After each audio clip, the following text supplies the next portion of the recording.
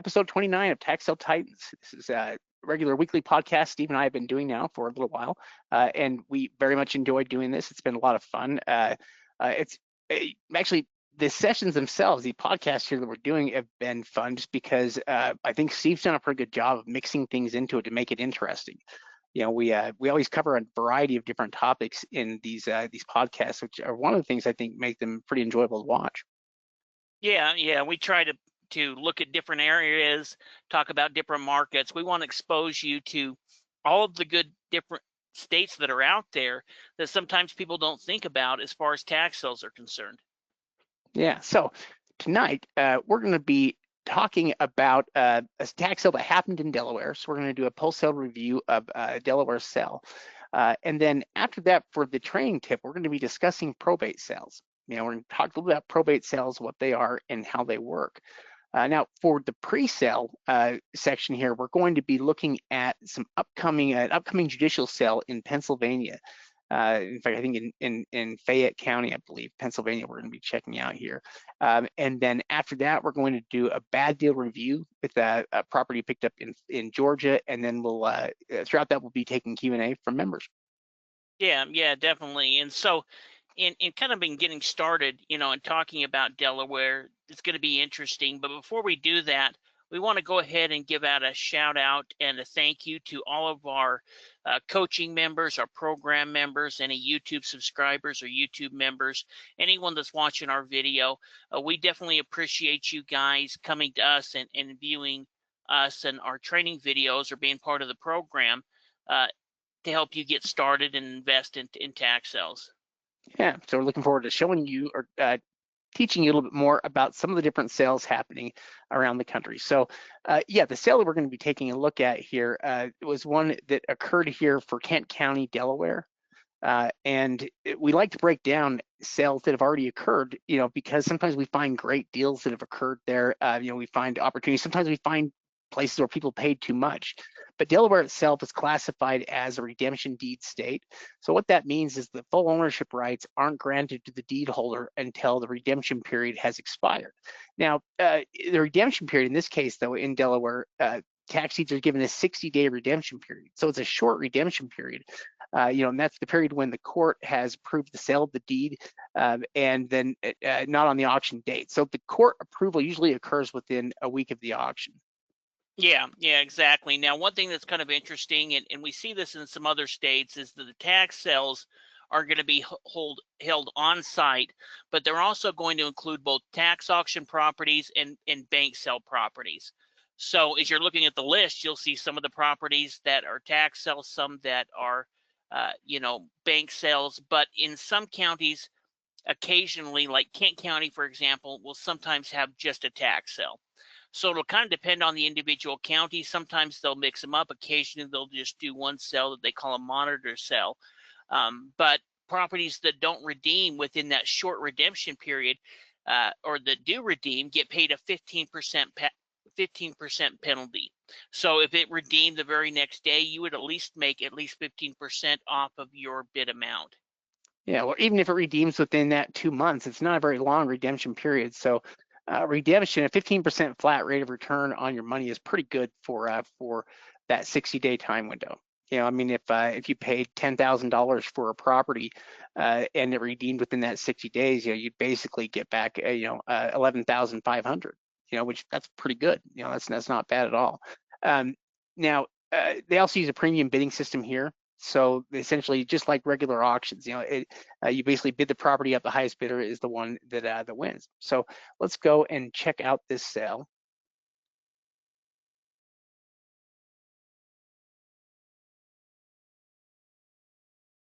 Okay. So what we're going to do is we're going to look at a couple of different properties that sold in Kent County, starting with this list right here. So the first property we're going to look at is this one here on Boggs Run. It sold for $260,000.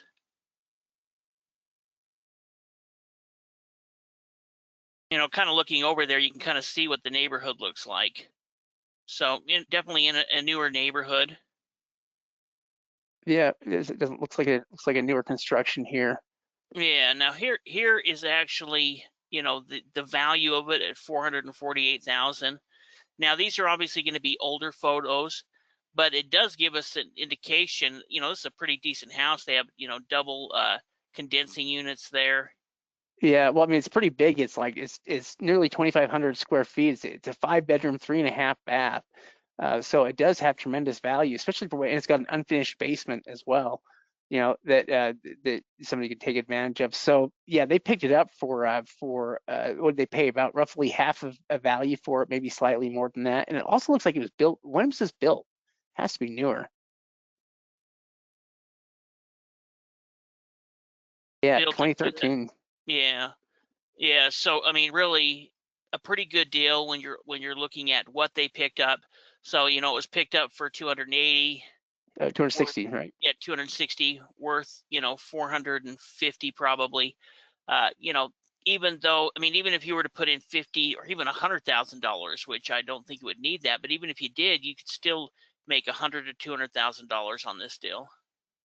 Yeah, I mean, that's crazy. At 260, they're going to be able to make an easy 150,000 on it. I mean, it's probably not going to need much of anything, and so they could probably get, I mean, turn around and sell it here without doing much to it, and be able to make good money on it. That's also, this property would be an ideal rental as well. I mean, you can just tell from things like the neighborhood on it, and at the price they paid, at 260. It's going to be an awesome rental because it's going to bring in, I mean, what are they going to rent it out for? Probably $3,000 a month. It has the potential to bring in, $40,000, $50,000 a year just by itself. So you could probably pay itself off within 5 years. Yeah. Yeah, in fact, here's some of the kind of the county information on it. Even the county has it valued at 367, and the market value is quite a bit stronger. So we're just looking at the assessed value there. Kind of interesting looking at some of the transfer information or if there's any type of permits that were done on it, the map. So the county record information is pretty good, but overall, I think that picking up a newer property like that, worst case scenario, you're going to make 15% on your money. In this case, they were able to acquire it. Yeah, well, and generally, if you're going to pay a high percentage of value, you want it to be on something that is not going to need a lot of work, like a newer property, like something built in 2013 would certainly qualify, for that because it's only 12 years old. So, what exactly are you going to have to repair? It's not going to need a full rehab. But even if it did, you could certainly afford it. But I think at this price, though, really, I mean, what it would be ideal is I would just sit on it. I would rent it out and just sit on it because, I mean, unless you had to have the money here for it right away because you bought that at such a good price that it'd be worth it to refinance it here later, and just hang on to it because it's a cash cow, and you picked it up at half of what it's valued at, so you're already into it with a couple $100,000 in equity. Yeah, yeah, definitely. This next one is this property right here. And what's kind of interesting about it is it sold for 22,000. Now it's this lot right here, but you can kind of see it. We can look at the map here. But what's interesting is they've got it for sale right now at $50,000, and they just put it on. They put it on about 115 days ago. So actually, they just dropped that price because it was $59,000 today or yesterday. So they just dropped this down, $9,000, and they're just trying to kind of double their money on it. But it is kind of interesting because looking at it, it looked like it was picked up by a real estate agent. And in fact, I noticed a few of these properties were picked up by real estate agents. So real estate agents are buying these properties and turn around and making a decent profit off them. These are also examples of some of the types of land that you can go after, in certain areas. And what is probably going on here, you can see that you've got other, mobile homes there in the area. This is probably a good usable lot, and has the potential there. It probably has utilities there available and some things like that, which is, there's a limited number of places where people can put that kind of thing. And so, yeah, I think it's interesting here that for a quarter-acre lot, it might 22,000 might seem like a lot of money to pay for it, but you can see here how they're going. They're basically, their aim is to double up their money on it, and they're about 3 months into it. Yeah. Here's another property. It's this property right here that sold for Oh, it's 58 grand right here. And so here's, you can't really see much of it from here. Oh, the truck is blocking it. Oh, there you go. Yeah, but what's interesting is they have it for sale right now for 145,000. So they just picked this up. They waited the 60 days, and you can see that they've done nothing to it. Sold as is. So they haven't even gone through quiet title yet. Yeah, yeah, Make no guarantees regarding the condition. Needs a complete renovation. yeah. And They so haven't even cleaned it out or anything. Which I mean, and it looks kind of like it. Those kind of look like vinyl windows on it. It looks like maybe it's been rehabbed at some point. If it's an older property, how old is it? it, yeah, it was built in 1954. So yeah, it's probably been rehabbed to a degree. It'd be kind of interesting to take a closer look at it and see how much stuff, see what exactly has been replaced. Yeah, in fact, let me Yeah, they didn't pay see. that much for it. Let me see real quick if. I mean, they basically stand to make $100,000 on it right now, the way they've got it priced, right? Yeah, they paid 58. They're trying to sell it for 145. They just listed it for sale. I guess it was just had those same photos on it with the same thing. But 3 bedroom, 1 bath. This is a property they could easily redo themselves. Or it's a property. See, here you see the seller or is the listing agent. It's already So been viewed 569 or 500 something, like 559 times here, and it's entry level housing. It's only been 12 days on Zillow, and so it's entry level housing. They probably don't think they need to do anything to it in order to get it sold at that price point because it's such a good deal. There's probably a limited number of things you can get there for under 150,000. yeah. I mean, they picked it up for 58 grand. They're just selling it as is, no strings attached for 145, and are going to make a pretty good profit on it. I mean, even the county values it at 166. So looking at the market value on this is probably closer to 200 to 225. Wow. Yeah, they did really well with this purchase. In fact, they did so well with the purchase that they don't need to do anything else with it. They can sell it just like it is and make 100,000 on it. And that's impressive. If you can turn around and make 100,000 off just nothing more than your purchase, you've done really well. Yeah, it looks like they did a renovation in 95. 1995. So maybe that's probably when it got the vinyl windows in. It was in 95. So they're not new. It wasn't a new renovation here, but at least it was updated from the 1954 stuff that it had. Yeah. So we'll look at this last one here on this page, sold for 20,000.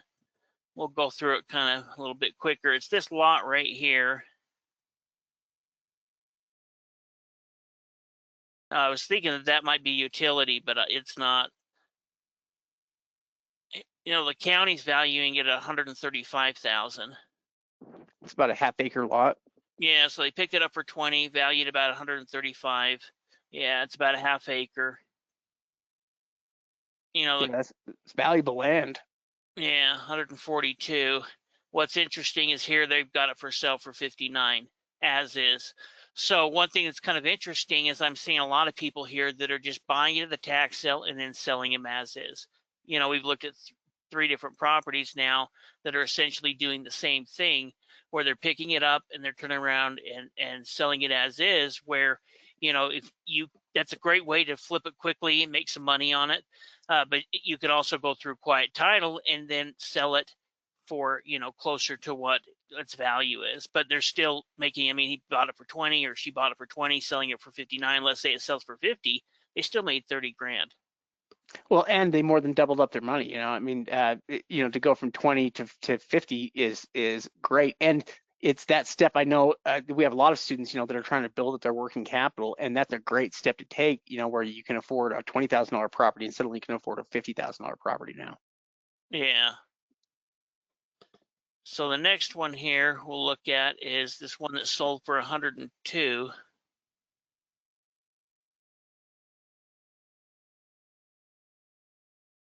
Oh, sorry.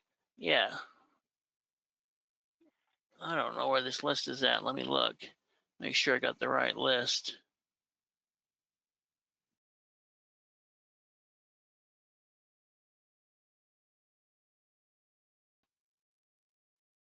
Huh. It's not on that list. I might just show it here like this anyway. So here's the property. Oh, sorry, I'm looking at the wrong sold for. Okay, sorry. I know where I'm at now.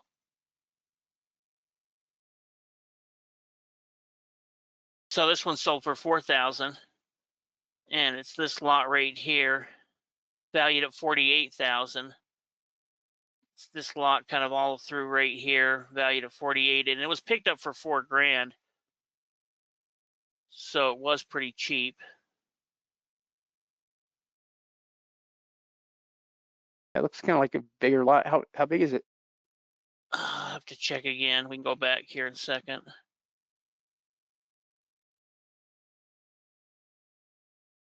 It's kind of this area right here, picked up for cheap. You know, they've got it valued at 80,000. Wow, it picked up for 4,000. That's just cheap. Yeah. Yeah, it's kind of pretty cheap one.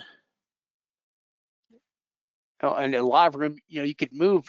There's a lot of room to move on the value there on selling price. When you paid that low of a price, I mean, they value it at 80,000. You could probably wholesale that property for a great deal of value. Might be high enough that it'd be worth taking it through quiet title, though. Yeah. Yeah, well, I think some of these could be. This one was picked up for 26 grand. It's another piece of land right here.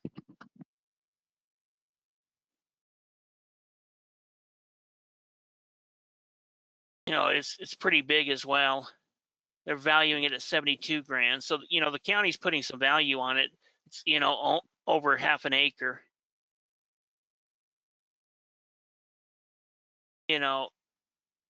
Valuing it around 65. So we'd have to do a little bit more research and see if it's closer to the 72 or 75. Yeah. So they paid a little bit more for it. They paid 20,000 for this one. Yeah. Kind of going through, kind of all of them here. And this one here sold for 44,000.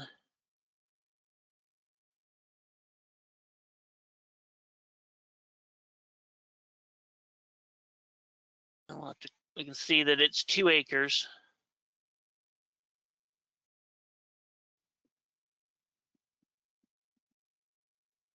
Seeing how they valued the land here so far. What's interesting though is they built a home on it already. Oh wow. So the buyer must have been the one that built the home. And well, I'll show you here in this. Look, I believe if I go back here and look, I think that it sold. The investor sold it to the builder after the sale. So it's this lot right here. If we go to the transfers, we can see that it was picked up right here for 44,000 by the investor at the tax sale. That was what we were looking at. Then they went and sold it for 105 to this 5-star builders. And they put a house on it and then sold it for 504. Yeah, exactly. So someone bought the lot for 105. They built a home, and it's this home right here that has a sold price of 500. Yeah, 504. So for this lot initially sold for how much? It sold for 44,000, and then they turned around and sold it, for 100. For 105. And Yeah. then this builder built on it, afterwards. That's kind of an ideal lot in terms of like a building lot or a construction lot. So it seems like they paid up for it, but they still more than doubled their money on the sale of it. So they started off with 40,000 here and basically ended up with 105. That's pretty good. Yeah. So I mean, they paid up for it, but I think that these are some smart investors. They've done their margins, and I mean, we've seen all of these properties already being put back onto the market and being relisted for sale. Yeah, I mean that sold really quickly too. If we think about it, it sold twice within 6, 8, 7 months. And did they build the house? They must have built that house crazy fast. Yeah, well, that auction was from. I see. April of last year. I see. Yeah, exactly. So they didn't have any new 2026 lists, so I had to start in December of 2000. 325. And so that's kind of what we're looking through here. Even for a year though, even for like a year's period of time, that is a lot. That's 2 transactions and the whole building of a house. That's a lot to get done. Yeah, now here's that 102,000 that I couldn't find last time. This one here on Hazelwood.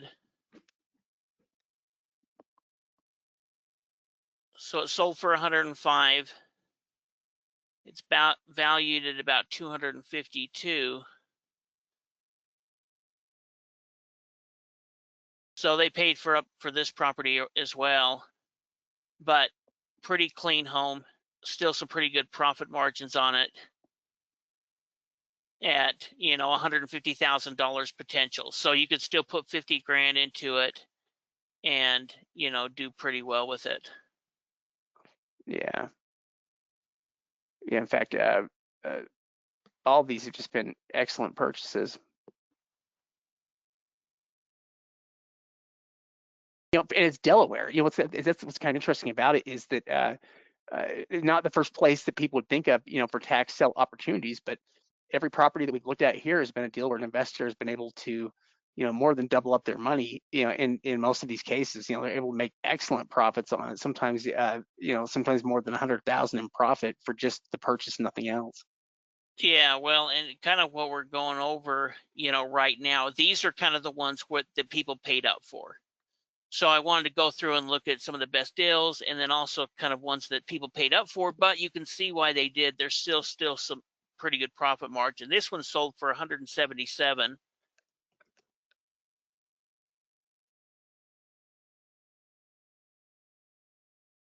It's Nice. this home. And I mean, they paid a lot for it. It's valued at about 291. Kind of looking at the market value, these homes right next to it are quite a bit more valuable, by an extra 60 grand.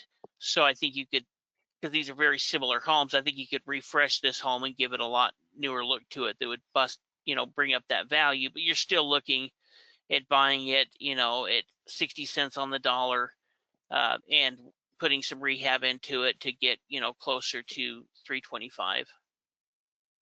Yeah, that's an excellent purchase. So again, this is another property too that they could turn around and sell if they want, or they could just rent a property like that out. It's already in a nice neighborhood. They could get it set up for renting and have it paying itself off within 3 years probably, and would just be a cash cow from that point forward. Unless they wanted to, they could cash out of it. They could do whatever they wanted with that. Yeah, now this one's kind of interesting because it looks like it's boarded up and they paid quite a bit for it at 173. I'm not sure.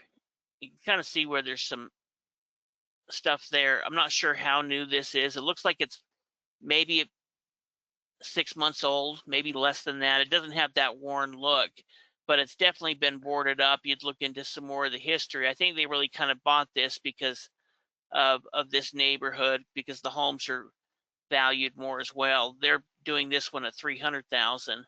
So again, they paid up for it, but there's still $130,000 worth of flexibility, and so I think they're planning on making between 50 to 80,000 on it. And most of these sales that we're looking at here are sales that were conducted last April and May, I think, are the dates that we're looking at. That's the latest that they have listed here. So yeah, these were April 29th, is when they had their sale here last year. And again, they may be holding their auctions here around the same time here, or they may have just got done holding their auction, the latest ones, and they don't have the new results up yet. Yeah, they've had several auctions since then. They just don't have the results up yet. So, this is kind of an interesting one. Sold for 47,000, and it's this piece of land right here. But it actually kind of goes back quite a ways. It goes back all the way to right here. So it's over a half an acre.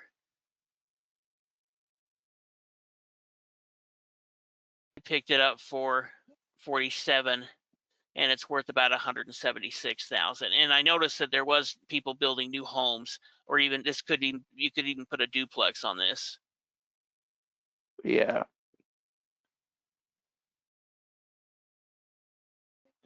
And we'll look at one more and then I'll flip it back to you.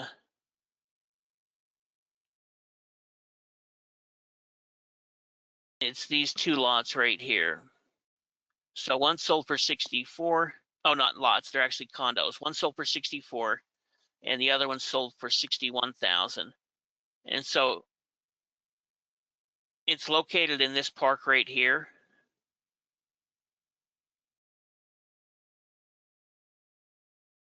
And, you know, I couldn't find the 2B2, but here's the 2B1, which was the first one.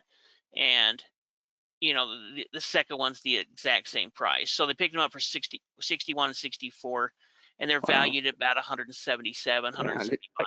Yeah, they paid a third of value for these properties here. And these are, you know, I mean, this is built in '86. You know, it's a nice property here. Again, same thing you could do with this condo here, where if you wanted, you could just rent it out. You know, you could cash out, sell it immediately. You know, like maybe they're doing, but you could also just rent it out and use it.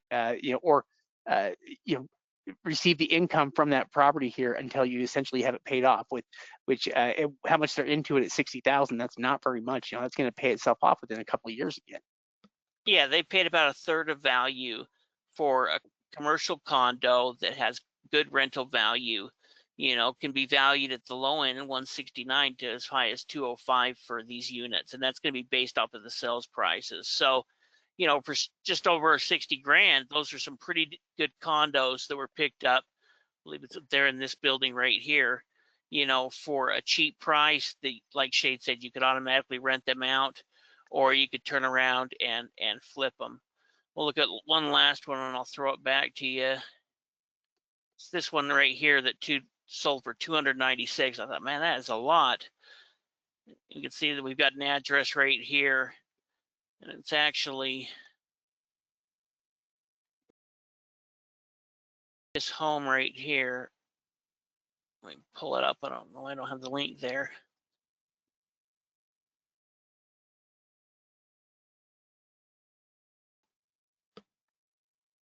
And they've currently got it for sale for $459. Now, what's kind of interesting is they bought it for $296. And in reading the notes here, the only thing they've added some paint and there's some new carpet.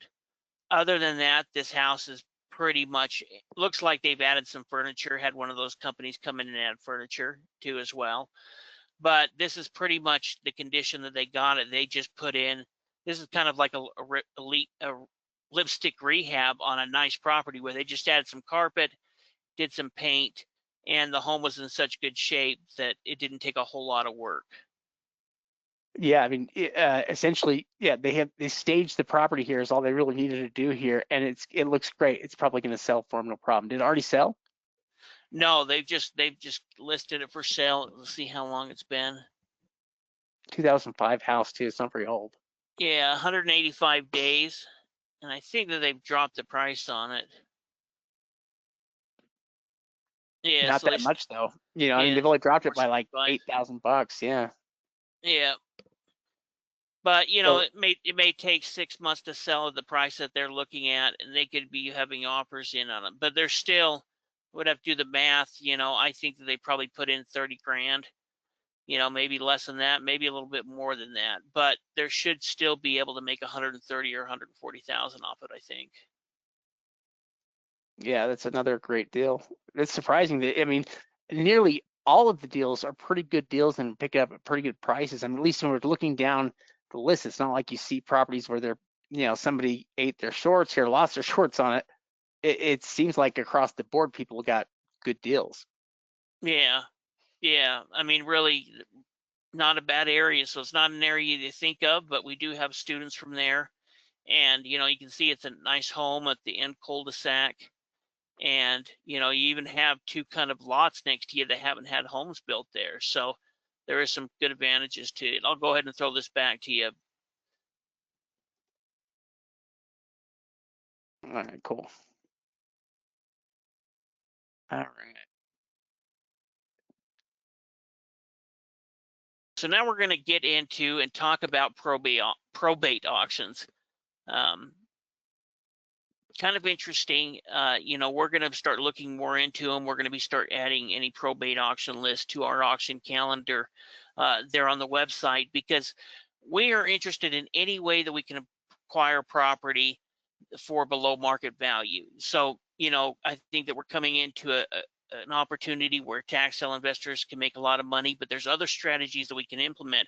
It's why we've been talking about, it's why we're talking about probate sales. It's why we've been talking about bank sales or REOs lately, is we're looking at any way that we can make money through an auction or through kind of an over-the-counter. Something like an REO is really kind of an over-the-counter to a degree because it was already offered at the auction.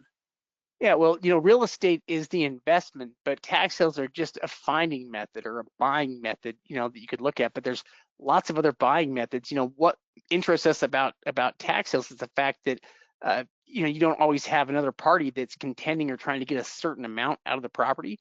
But there are other situations where that same thing, is true, where you don't always have the emotional seller, at the other end, trying to get everything they can out of the property.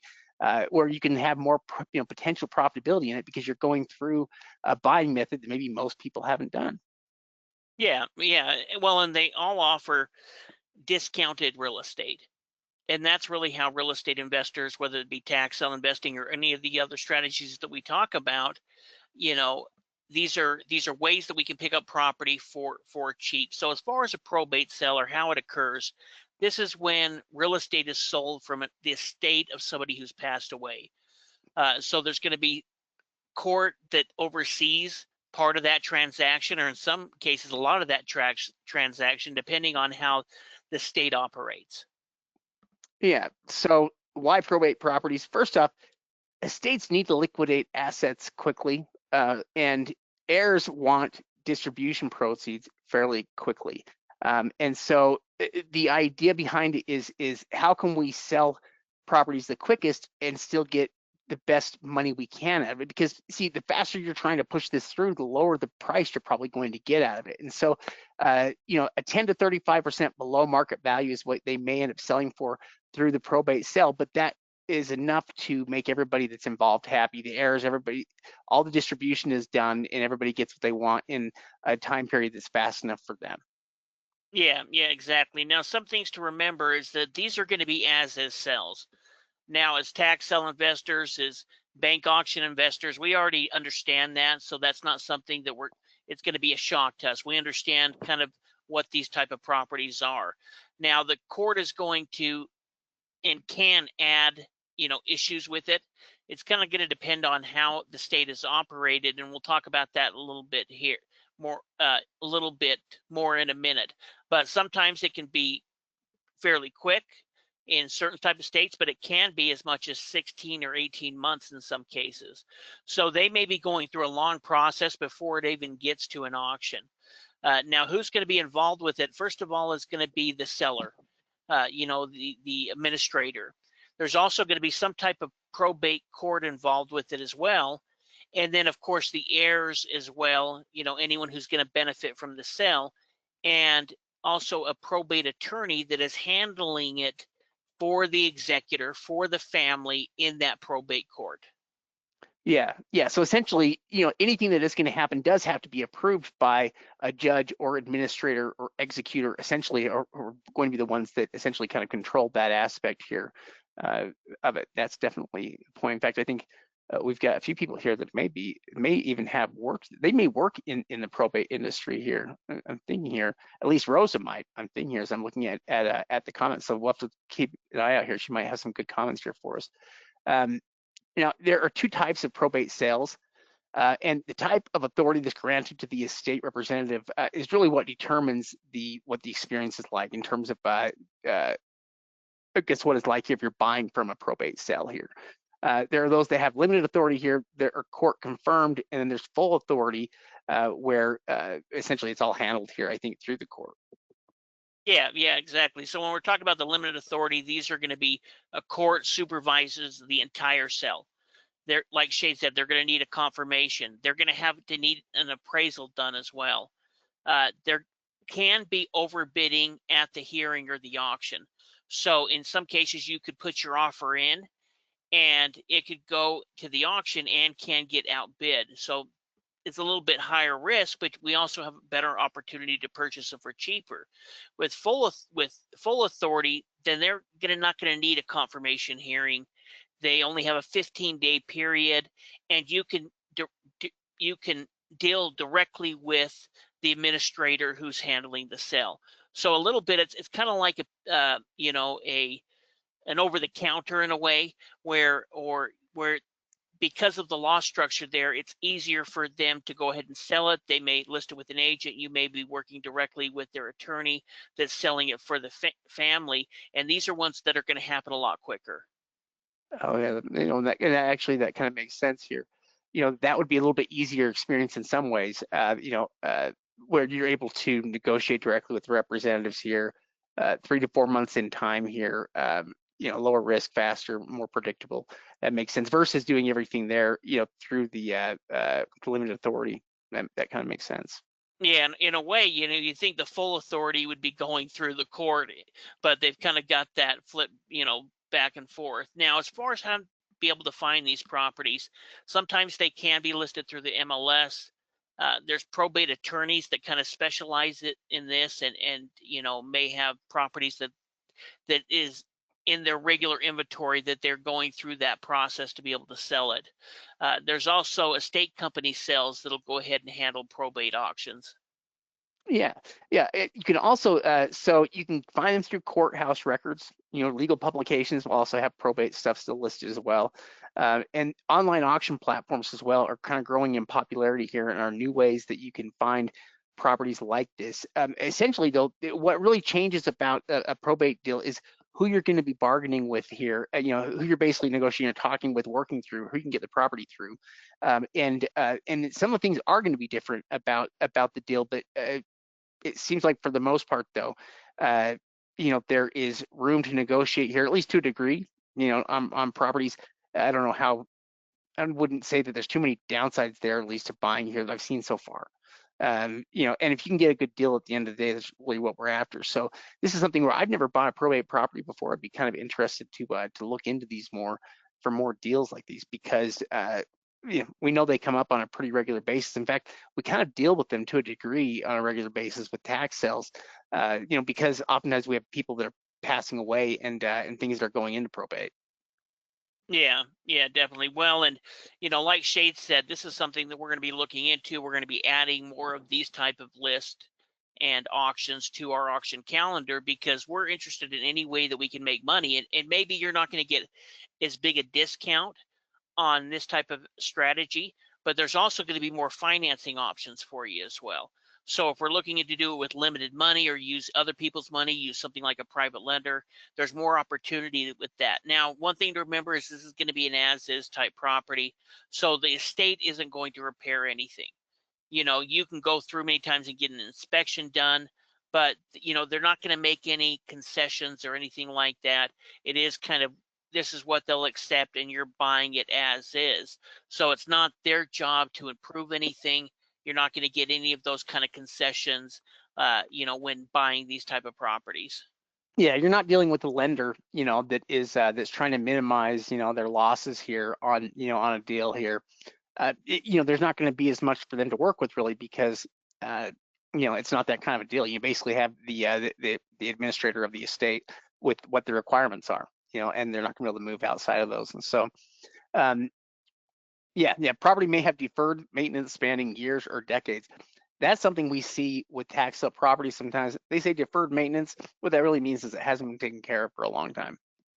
That's something we have to watch out for because we know it doesn't take that long here with properties sitting vacant for things to get crazy with them.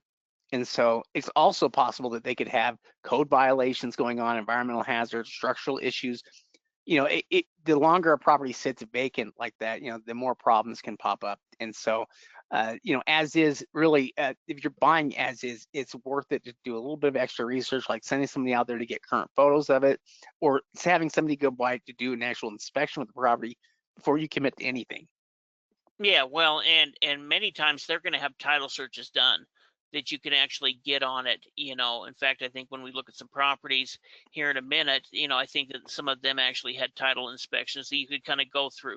So we are buying it as is. They're not going to make any repairs, but they're going to need to get an appraisal done on the property, at least with one type of sale, and then we can send over an inspector so we can determine exactly what our costs are going to be before getting an offer, sending an offer, or bidding at the auction. We can, with that additional information, we can make a lot better, more informed decisions. So, we don't mind paying more for a property, if we know more information about it, because then we can better factor in what our profit margins are going to be, because we have more knowledge on what the condition is. One other thing too is when we are factoring out all the different issues that are going on with the property like that, we have to calculate that into our offer, because it's not a situation where we can do a back and forth here with an administrator and say, oh well, we're gonna heckle on this. Basically, we have to account for anything that the property needs to have done, and it just needs to be a part of the offer. And they're either going to accept it, or they aren't, or probably not going to get, like they were saying, it's not like buying it from a bank or from some kind of a lender or something like that, like a bank foreclosure. It's going to be important though that you still know about all those defects and that you can account for those in the offer amount, because that, the fact that they're trying to get X amount of money may not account for all these things that are going on or maybe wrong with the property. In other words, just because they're trying to get a certain amount out of the property doesn't mean that that's a good price, or that there aren't additional issues or problems with the property. And those are things that you would need to be able to find and account for, if you're going to submit an offer, there to them. Maybe you can get them, maybe you could get them to go back and maybe change pricing. Possibly, I don't know. If you can find a big enough problem, maybe you could. But for the most part, though, it just has to be part of what your general math is going to be for the deal. Like for instance, property taxes, you have to kind of include, if there's 2 years worth of back owed property taxes, you kind of have to include that in your offer. Yeah, well, and one thing that they're going to do is they're going to have an appraisal done. So at least in many of these sales, they're going to have somebody go through, especially if it's kind of that one that goes through the court. They're going to have an appraisal done, then they'll need to accept something off of that. So usually it's between 90% to as low as 65%, kind of between 10 to 35% profit margin in there, or lower what the appraised value is, maybe up to 40% if the home needs a lot of work. So one of the biggest advantages of these is obviously if you have cash, that's a great way to be able to do it. You can get your offer in quickly. But there's also a lot of other ways we can do this. We can do this with private money. We can do it with hard money. We could do it with a HELOC. And so there's many different ways that we can finance this if we don't have the capital to be able to do it ourselves. Yeah, I mean, having the cash available to you right then is how you're going to be able to win auctions the best. I mean, if you don't have to account for, how you're going to fund these deals, it makes it quite a bit easier there if you just know you have the capital there, and so you can just get your offers in. But yeah, you can do it a lot of other ways though. You can use private money, you can use hard money, you can use a lender here if you want. You can use a HELOC. There's a lot of different financing strategies here for getting these kinds of properties. Yeah. In fact, as we go in to the future, we're going to be looking a lot more into some of these other strategies, and we're going to go through and figure out, how this works, and be able to create a program within our membership on probate sales, and be able to document that, because we want to bring you all of the strategies, or the best strategies for you to be able to make money in real estate, whether that's using your own money in the case of tax sales, or bidding it at an auction, or using other people's money. Here's kind of a sample valuation. So let's say a property was worth $500,000, or you decided to add an as-is discount of 25%. So usually we're looking at between 15 to 35% below what we think the comparable value is. So in this case, I've documented 125,000. Then we have the inspection done, and we know that there needs to be about $40,000 worth in repairs. Kind of like that house, that last house that we were looking at, where we could see they added some carpet and paint. That's kind of, let's say it was a property like that. We go ahead and account 40,000 repair. Then we're going to give ourselves 9 months worth of carrying cost for additional 9,000. 3,000 in title and attorney fees, and $35,000 over what our high bid would be, meaning that if this property did go to the auction, we'd already submitted our offer, then somebody at the auction, even though they've kind of said, okay, we'll accept your offer depending on, if it sells it there at the auction. Let's say somebody decides to outbid us, we want to give ourselves a cushion of $35,000. So our max offer amount on this property would be about $288,000. Yeah, which, yeah, again, all that stuff basically subtracts off of, the property's value there at 500,000. So with this particular property, we'd be getting it for about 50 to 60% of value. If they accepted the offer, and we can kind of see where we would have profitability kind of built into it. There's profitability just in the as is discount, but there's also profitability built into it for things like the overbid cushion there, and other things, repairs and whatnot that may need to be done. Yeah. So I mean, there's still good profit margins within there to make $100,000 to $150,000, and that would kind of be, really that house that we were looking at last would be a good example of it was a probate sale. The difference is we could send over an inspector to view the entire inside before the auction, or before the offer is accepted. So as far as some tips, it's good to build a relationship with an attorney, and this is really something that you could do all across the country, but it's probably a strategy that we should at least look at within our own area, where we can create an attorney. Or if you're investing in an area, let's say you're doing tax sales in an area, you've already got a real estate attorney, that could be a good place that you could look at as well. Now, like with any type of auction, cash is going to be the easiest way to be able to do that, the most efficient, especially if we're looking at auctions. But there is other strategies that we can use with using something like other people's money. What's really interesting about it is that it's its own niche market in a lot of ways, because local attorneys are going to know, like, when certain estates are filing, and when sales are happening. It probably helps to have somebody that kind of has their finger on the pulse of of the probate market there and is following different sales. Otherwise, it'd be pretty easy to miss a lot of good opportunities that come along, especially if you're trying to get properties within a specific area. You should definitely figure out or get some kind of finger into what's going on here with the probate market and the REO market. Some of these other buying methods, for finding deals. Especially if you're trying to get properties in a certain market, you've got to utilize more than one usually in order to start getting properties at prices you want there. Yeah, well, and what we want to expose our members to and our students is different strategies, because one thing about tax sales is it's going to be location based to a degree. And what I mean by that is you aren't always going to be able to buy tax sale properties in your state. If you live in Arizona, they're a tax lien state. There's not a chance you can buy your home or a property to live in or investments within Phoenix if you live within that state. It's just not going to happen through a tax sale. But we can look at bank foreclosures. We can look at probate sales. We can look at REO opportunities. And these are all ways that we can pick up properties for between 60 to 70% on the low end, upwards of 80%, where there's good profit margins, where there's good opportunity, plus we know a lot more information than we can with a tax sale property, because we can do things like inspections. And where it says walk away without emotion, 55% of Americans die without wills, and that is what drives the probate market, is individuals dying without wills. And as long as that happens, there's always going to be more probate deals coming, more probate sales happening. And so that's one thing just to think about and consider, is that it's about half of the people out there that end up passing away, and if they have options, that if they have things they own like that, they're going to end up going through probate.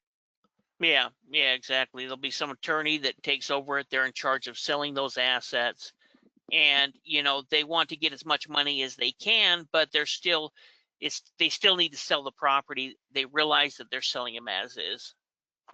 Yeah. So let's go and take a look at a few probate sales here.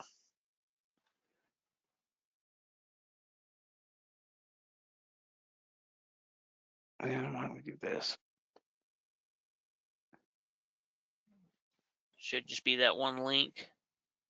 We're at underneath the tip of the week on the podcast slides.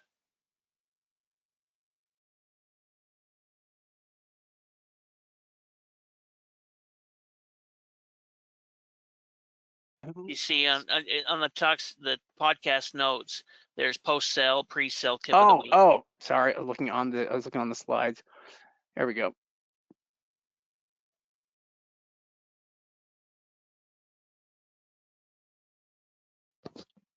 Okay, so here we have probate properties here for sale. Got the agent right there. Yeah. And yeah, there's like 4 properties here in the Los Angeles area, a couple of condos, a multifamily in Long Beach, and a mobile home in Silmar. Yeah. So, these are just being handled through some type of attorney. They've got an agent who's in charge of them. I think you have to do a $10,000 deposit to bid on the property. Yeah. June 7th on this one. Looks like I think, is it a commercial condo or is it residential? Actually, is it resident? I think it's residential. It says it's renowned architect. Somebody. Yeah, it must be. 2-bedroom, 2-bath, 1,100 square feet. This home needs to be remodeled and be a great opportunity for a buyer looking to make it their own. Rare top floor corner unit. 1960s architectural building design, and has 15-unit community there. Features an elevator. It's $675 a month in HOA fees. Oof, that's a lot. And does it have an address there? Let's see. I think I did see. Yeah, I thought I said maybe it's on the other page or below. Oh, here we go. Yeah.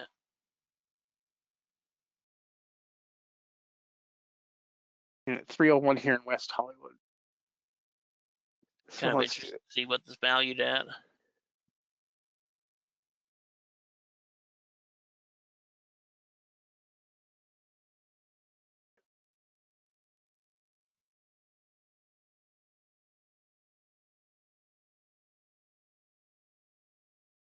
All right, so that is going to be our spot there, which should be number 301. So let's pull up on Redfin here.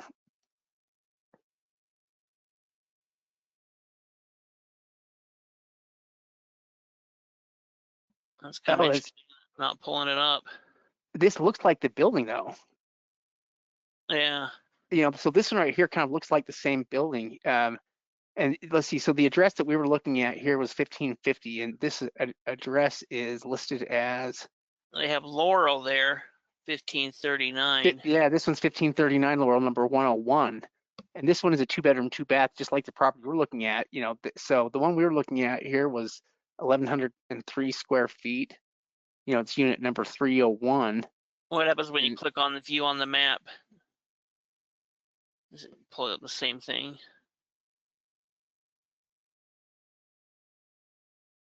That kind of looks like a different location. It's just Laurel Avenue. I think it's the same thing. Oh, is it? Yeah. It's basically showing you we've got 1550 on this one versus 1550 on both of them there. There's just apartment 301 we can see is this building right here. One of them looked like it was Laurel Avenue. One looked like it was Laurel Canyon Avenue.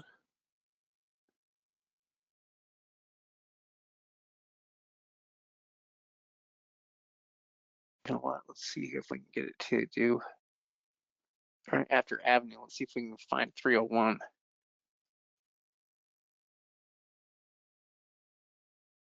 And there we go. And there we go. So 559 is the value here on the property. And one thing that's nice is we do have images. So in fact, these may not even be that old because they were saying it needed to be remodeled. And yeah, well, no, this is probably the listing agent. They probably are working with an agent, even if it's going up for the auction, and you can submit offers. That's kind of their asking price. And they accept the highest offer, and they can accept the highest offer, but depending on the way the law is, then it might go to the auction, or it could just be accepted through the agent. Depends on the state. You really got to check the state because that's going to make a big difference on how the probate sales are done within your area. That's interesting, but yeah, so you basically come up with an offer against that. That's their asking price. You can submit an offer here for less, and the person with the highest offer is going to win it here on that auction date. Well, I guess they're going to sell it by auction, essentially, right? And that's their asking price. We saw a similar property, in the building next to it, because it looks like there's multiple buildings there that they were asking $1 million for it, or they valued it at $1 million. So they're probably asking already under market value. We'd need to check more into it. Yeah. That's just right next door to it, because there's like 4 buildings kind of right there all in a row. Yeah, it's pretty interesting. Yeah, the value did look like, let's try looking up 302 here. I mean, there's 302 valued at 887, that's been remodeled. And it's actually smaller. This one's 900, this one's like 200 square feet smaller than the one that, that we're looking at. So it is probably $1 million property there when it's all fixed up. Yeah.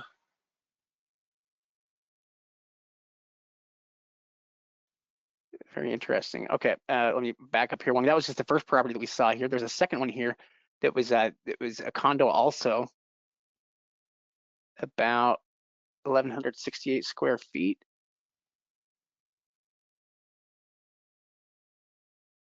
And this one's unit 316. This one's a 1-bedroom, 2-bath.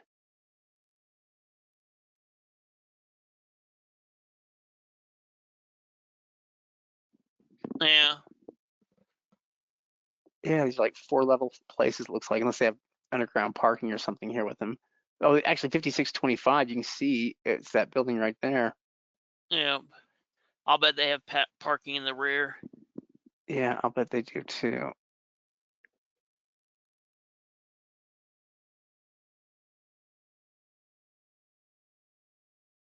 And that's, we're looking at here, is it 316?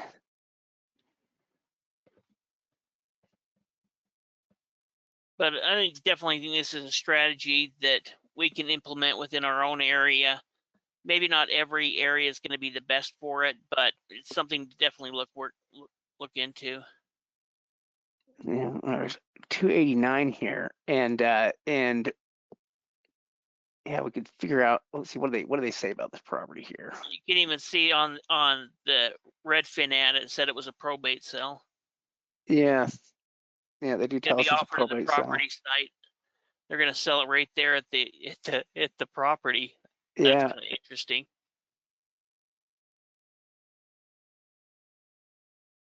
Yeah, all bidders must have in their possession a cashier's check for $10,000 and a blank personal check for the balance of the required 10% deposit and proof of funds.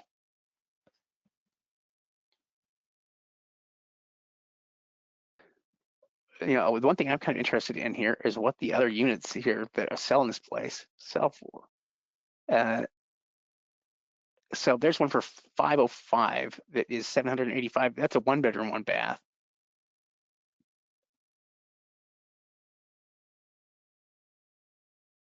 And it's possible that I'm not sure if they're going to do it the auction where you might be able to submit more than their, I think that's kind of where the overbid might come in, is if they get an accepted offer. Yeah, I mean, so this place sold back in 2015 for 445. This is smaller by maybe 100 square feet or so. And, but it's also a 2-bedroom. Actually, the one we were looking at was a 1-bedroom. That's right. So maybe that was actually bigger. But you can see the values are all over the place, for these properties. And we saw the first one we looked at said 300,000, and then we look at this one and it's double that amount.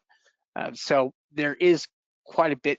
Probably a lot of it's going to come down to how, I guess after repair value is kind of what we're looking at with some of these properties, whether they need work on them or whether work has been done.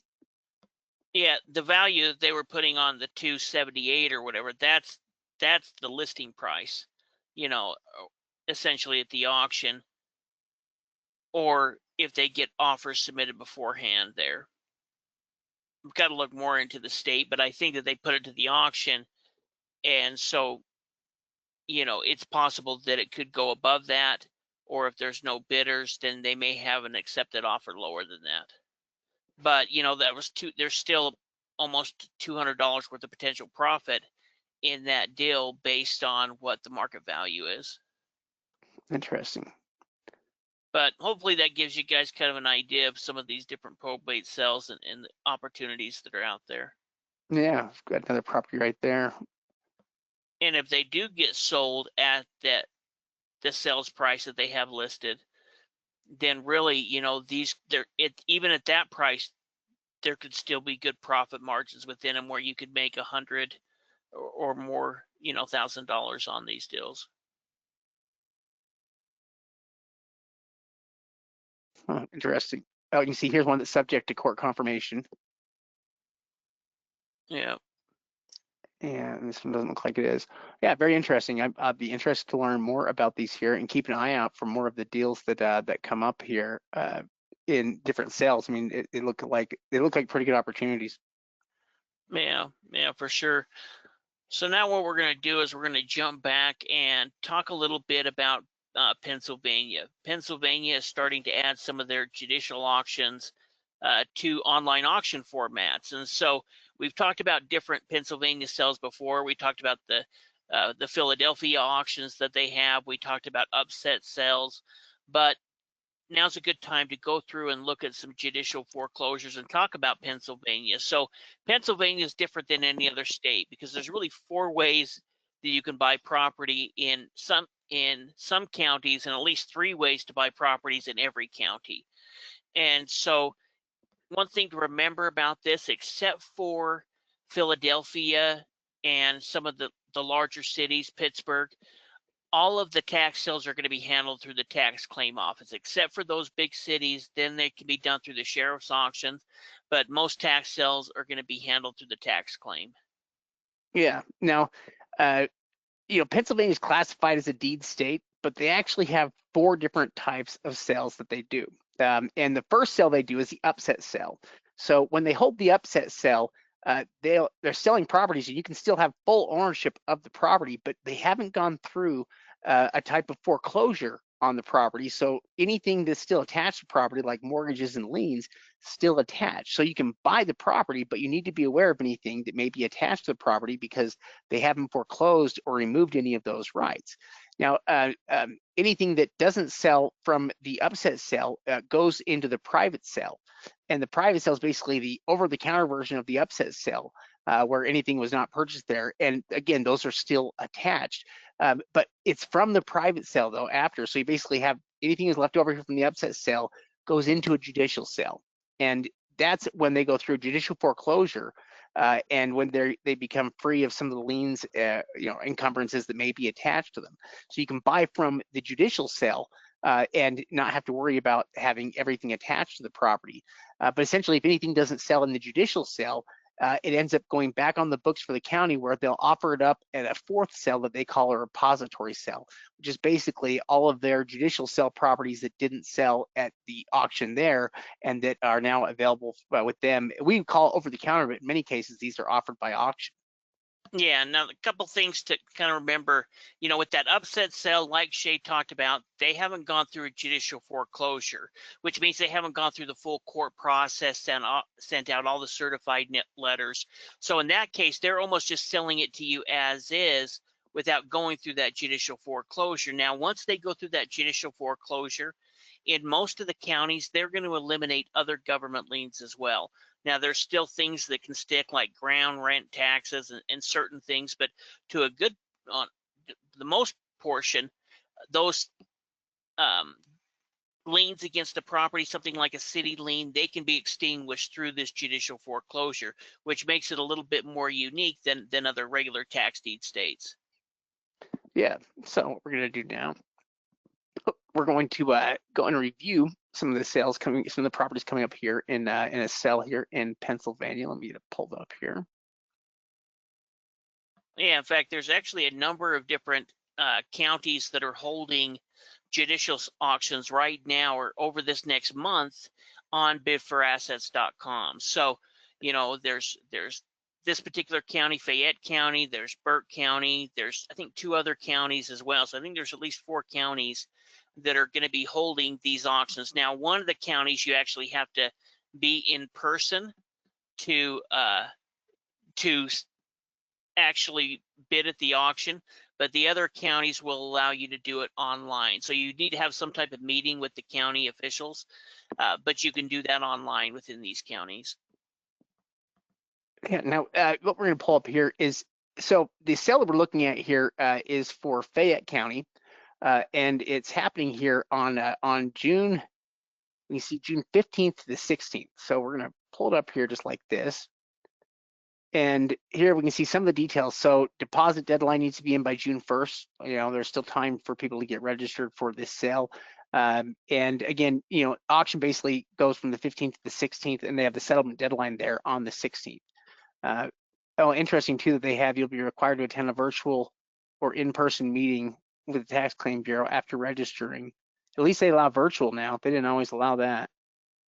Well, one of these counties doesn't allow it. So out of the 4 auctions, one of the counties you've got to be there in person.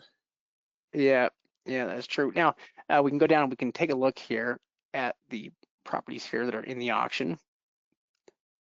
And we've got them listed here just like this. Now we kind of know already what these properties are here, as we're looking at them. So on property number 1, for instance, let's pull up property number 1 here. All right, this property right here, it starts at 9556. And we can see here it closes in 20 days. We have a full address on the property there. At least it looks like a full address. Yeah, we do have a full address, so we know the community. But if we click right here, it pulls up the county assessment on the property, and we can see what the full address is. So this one is 100 Main Street. In fact, we've got the link here for it. We'll just use that. That's the link to the address link is right there. And this is our property that we're looking at right here.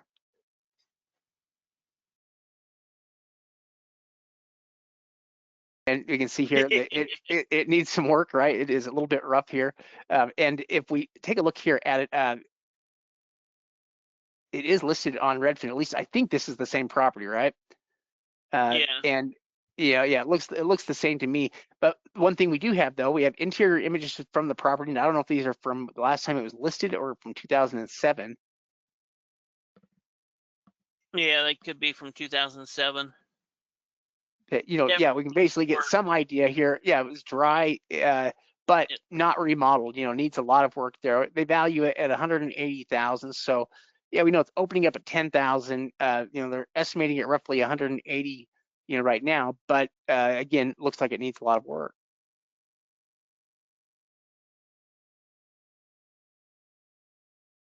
Yeah, we definitely want to get that for cheap and review what it's going to take. But you're going to get all of these different types of property, and some of these markets are getting high enough where people are starting to rebuild these older ones. Yeah. Now, let's see some other properties here. So here we have. There's also there's some land in the sale that I don't know if I would call it junk land necessarily. Starting like $300, but like 0.14 acre, or smaller lots here, 0.24 acre. There's a lot there starting at $600. So there are some more inexpensive lots. But then there's also commercial properties, that are listed there. So for example, the 6th property down here is this property right here, starting at $5,000. We do have a full address here on it, and we can see if we pull up here that record again, it tells us here the classification is commercial, land use code is under nursing homes. And so we kind of know what the property is. Now here's something that's totally weird I've never seen before. And that is, if you take a look here at the sales history, and maybe I would love for somebody to tell me what's going on here with this, because we think it just must be a mistake.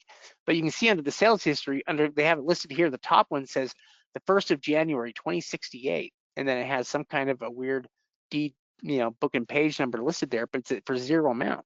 I don't know if it was some kind of a lease or something like that, or if they just have the date wrong. But I've never seen one that was future dated, so far out, it's like 30, 40 years here in advance. I thought that was kind of interesting. But let's pull up the property though, because I think we've got links here to it.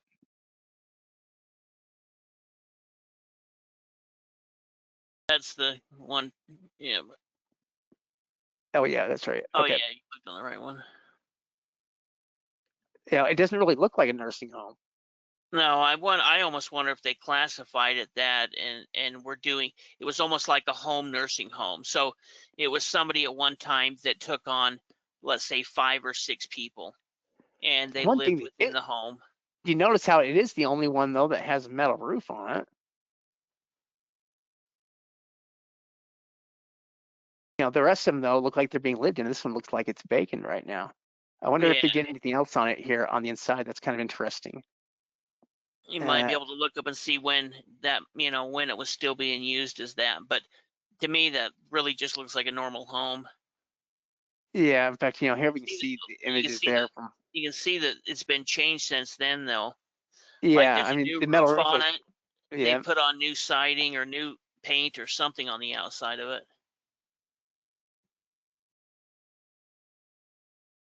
New siding.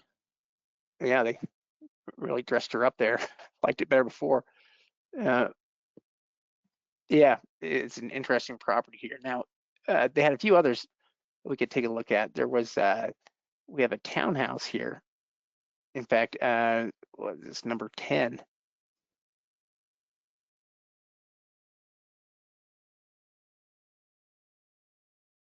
So it starts out 7562, is the amount here on it. We've got a full address on it though. Let's pull it up this way.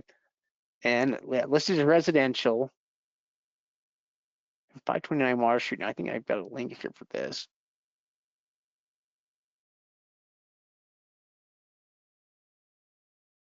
And here we go. Here's our house that we're looking at here. And let's copy that. I think we've got, so here's the house. I believe it's the house we're looking at, right? Yeah, it's just that one right in front.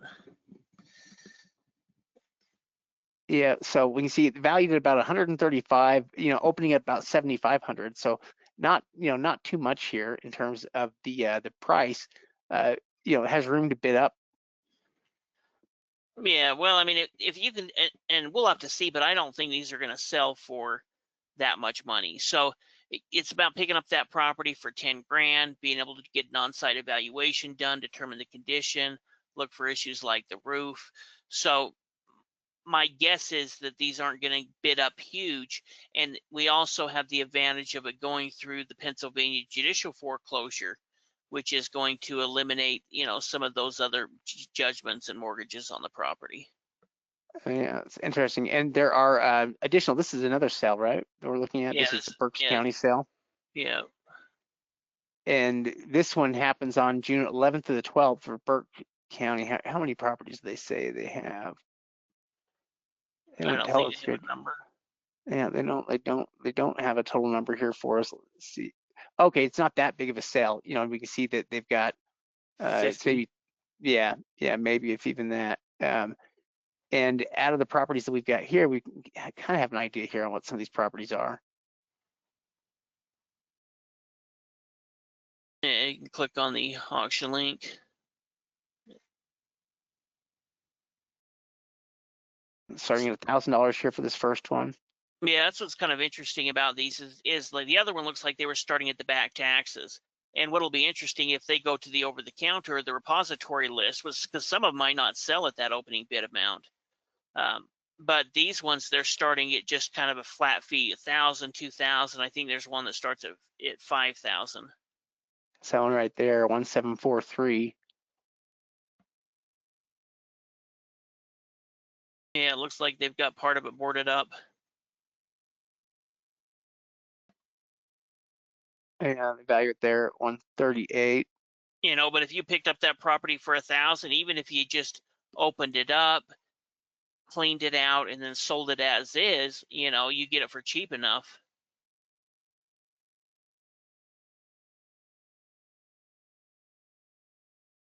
This one here is going to need some work. Decided to include it anyway. Look at the fire damage on that. Holy cow. And I'm not sure we can see if they've got a value there on that one. But this is why it's so important to get on-site evaluations. I mean, we can do an online evaluation, and there is some value on the property. And you can see it's kind of been a commercial district. It kind of determined how good it is to do a building on that. But that could be an example of a bad deal, especially if you didn't know what you were bidding on and just attending the auction. Here's one with a little bit higher opening bid amount for 5,000. And let's see here.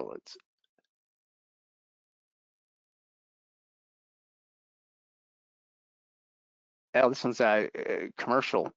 Yeah, it's a big commercial property. I think the county's valuing it at over 300. Wow. That's kind of interesting here. Well, and one thing to remember is these are the properties that didn't sell at the upset sale. Before, a few years ago, we were a little bit more shy of bidding at the upset sale, but really, as long as we do our due diligence, we're still gaining 100% ownership of the property. We can still take it through quiet title. So it just means that we need to do our due diligence and make sure that there's no mortgages or things like that. But even going through and looking at some recently, most of the properties aren't going to have any of that type. There may be some, liens and similar type of things that we would say on a normal tax sale property, but there's not a ton of these properties that have bank loans or mortgages. Otherwise, the bank would have, foreclosed on it before losing it at the tax sale. That's pretty interesting.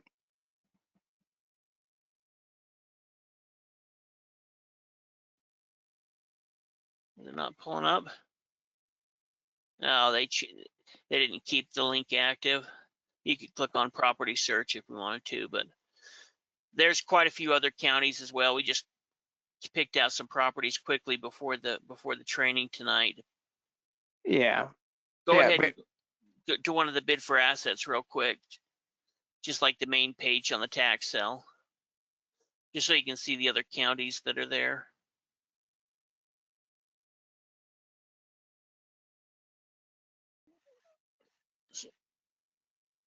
From here, you're talking? Yeah, there's Berks.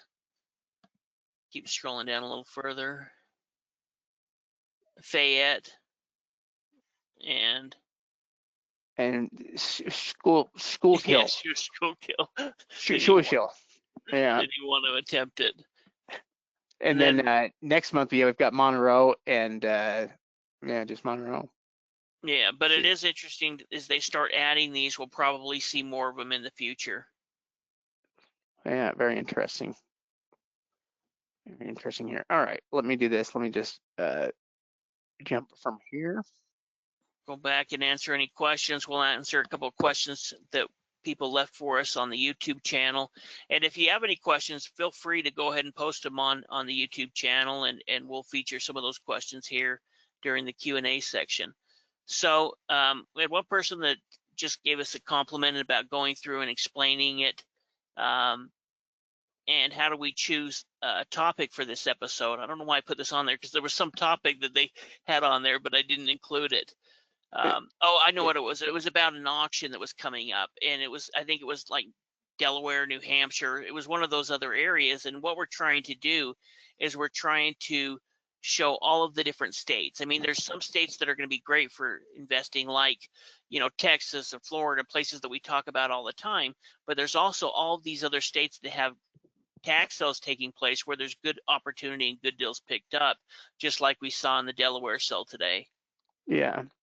One of the comments here was, please be careful with tax lien homes or homes bought at an auction, as that property may have other liens which could make you responsible to pay it off after the sale. Well, that's certainly so. With tax lien homes, we don't worry about it so much if we're buying liens, because we don't have any kind of ownership rights over the home. And so we don't generally have to worry about things that are attached to the property, because most liens redeem. But if we're talking about homes we get through some kind of a tax auction, then liens can absolutely be attached to the property.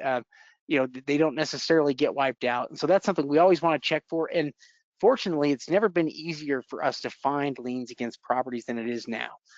We can usually find liens through online resources and through searches that we can do on past owners. If we use their names, we can usually find any liens that may have been attached to the property during their ownership of the property. And we usually find the liens, then we can figure out how much the lien amounts are and whether they change the numbers on the deal enough. But it is a really good point. It's something that if people go into it not knowing about, just believing that they're buying a house, they could easily buy something that has a whole bunch of liens. We've seen huge liens before. We've seen liens for $80,000, $100,000 before. We've seen liens that don't even make sense. So yeah, you definitely want to worry about and check for liens before you buy. Yeah, well, and part of the reason kind of included this as well is that, when we're talking about tax lien certificates, it's going to be looking at the state. So in a lot of states, we're never going to look in a state like Florida. We're not even probably going to look at Arizona or a number of different states, unless there's a big premium bidding that's involved, where you're bidding up the property, where, you may have a $5,000 tax lien, but it has a premium bid system where you could bid that let's say it's a $200,000 home, you could bid it up to 50,000. Now, if we're doing that type of auction, that would be the only place that we would do any real due diligence, because we're paying a higher amount and they probably have a shorter redemption period, like Maryland, for example, where you can start foreclosing in 6 months. But in most tax lien states, we wouldn't worry about it unless we were, unless it was a deed, unless we were in with one of those specific type of states. Yeah, and it relates to the question there. How are tax liens in Texas different from other states? And really, it's all about how what the state laws determine for property tax enforcement. And in Texas, because they have more of a redemption deed system, they actually don't issue liens. There are some states that issue liens every year, but Texas, I don't think they issue liens every year, do they? If At they least do, they don't issue just to the investors. Yeah, I mean, we've never seen one. It's kind of like tax deed states. They don't really issue liens each year. They just start the redemption period, and for the redemption period to end. And that might be a period. I mean, depending on the state, we've seen redemption periods that are 3 years or 4 years. And essentially, they just add all of that up, and then sell the property here at the end. They foreclose on it at the end and sell it. And so anything that's owed in terms of taxes is generally wrapped up in the opening bid amount. And so you don't have to worry so much about other liens, at least other taxes being owed on the property, because it's usually included in the opening bid. Yeah. The question there on the bottom was actually on the San Diego County tax sale video, and they were talking about the gap between the $890,000 sales price and the $60,000 assessment.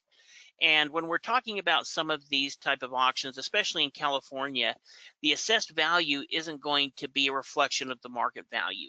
They're doing that as an assessment, essentially using a formula that they use, and so that's not going to be the market value. So we see the biggest, the biggest change in place like California, but it can happen in other states as well. That's part of the reason we're always going to look into the market value. But California is unique for that, where you could see a property that's valued or assessed at 120,000, but the actual market value is $1 million.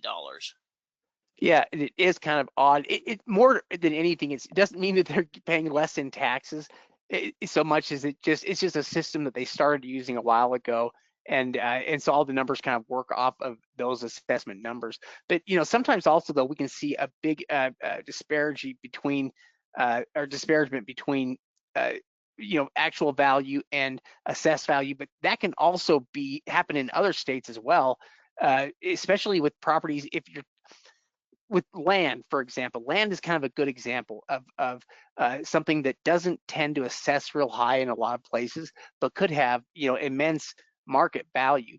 And it's generally because landowners are trying to keep their property taxes down as low as they can. And so if it's a large piece of rural property, they typically have that assessed really low as well. But again, it could be the case anywhere. Sometimes we see assessments that are low because because they have things like homeowners exemptions applied to it, so the value looks like it's lower because they've actually had all of this value removed because of all these different exemptions that they've added to the property, to try to reduce it. But yeah, like Steve was saying, in some states like California, it's just more common to see low assessment values compared to our markets. Yeah, well, the assessment value may be 10% of what their market value is. So that's just the way that they do it within that county. And so it doesn't mean that that's the actual market value. That assessed value is probably a percentage of the market value. And in fact, we see that in other states as well, you'll see the assessed value being one price, and then they have their market value being a more expensive price. In California, they don't include that market value in some of the county records. They just have that assessed value. We had one other question that, oh, go ahead. No, go ahead. I'll save it. It's just a question for us from somebody on the line here. So go ahead. Just the last one is, do you guys have any courses to help me invest? We have our membership program, that you can go ahead and join. And if you're interested, we also have our coaching program as well that's based on qualification. But if you're just getting started, we'd recommend getting started with the membership program. That's going to give you access to all of our list and our weekly webinars that we do before this training, and all of our books and everything else. Yeah. And Alvin has a great question here. We can get in here and answer everybody else's questions here. What would be a good strategy for paying for properties at the auction since you're required to pay quickly? Would you bring a combination of a cashier's check and a small amount of cash in order to round up the cost? And so usually you'll know you'll have a full payoff amount, that you'll be aware of, and you can kind of get that exact amount or wire that exact amount over. Usually have a little bit of time too to do it. It doesn't usually have to be done before you walk out the door, although we have seen that before where it had to be done before somebody walked out the door. But in most cases, you've got a little bit of time here to put together something like a bank check in an exact amount so that you don't have to necessarily have it all with you when you show up. It's almost impossible to do it without like to have everything you need before the auction happens, that you would need after the auction is over, because you don't really know what you've bought. You haven't, before you bid on anything, it's really hard to know what the amounts are going to be. And they kind of know that. So as long as you've gone through the steps to get registered for the auction and to be able to bid, the rest of it we can generally get worked out here, with something like a bank check or with something like exact funds, that need to be done within 24 hours or something after. So we usually have enough time that we can, we don't have to do something like carry cash in order to split a difference. Yeah, there's only a few places that still make you pay for it right there at the auction. Most of them, like Shade said, are going to give you 24, 48 hours to send a wire transfer. You could do certified funds there at the auction. You're just going to need to check the auction, rules before attending and see what their requirements are. But most of them, like Shade said, are going to have some flexibility. But if not, then would need to consider whatever we need to do for that particular sale. So for one, we had to pay for them immediately, but we could wire over money to their account before the auction, so we didn't have to have that cash. But right there, once we bought the property, right there at the auction, you had to go back to the back room, not the back room, but the back of the hall and pay for the property right then. In that case, we had a deposit that we submitted. So just check the rules for the local area and you'll have a good idea what you need to do. Yeah, they're usually, everybody's kind of in the same boat, as in, they want to participate in the auction. They don't know exactly how much they're going to spend. And so most counties are pretty good about it. If anything, they scare you a little bit here with all of their details because they just don't want people to burn them. They've been burned so many times by people that don't pay that they're just trying to put anything in place to stop them getting burned again. But they're usually pretty reasonable. Yeah, well, and they may accept the deposit there, and then afterwards you need to submit the funds within 48 hours to their bank, and here's the wire transfer number. Yeah, yeah. Well, see, I think we've been answering questions kind of as we go here. But yeah, I think that pretty well covers it. Perfect. Well, we appreciate you guys, especially everyone that stayed till the end. We enjoy doing this, and we appreciate you guys for joining and following us as we go through and review these properties and talk about investing strategies. Yeah, thanks. It's been fun, talking about different states, talking about how they operate and even different buying methods. So it's been fun to have everybody on here. We look forward to being back again next week. Yeah, thanks again, everyone. Yeah, we'll see you then.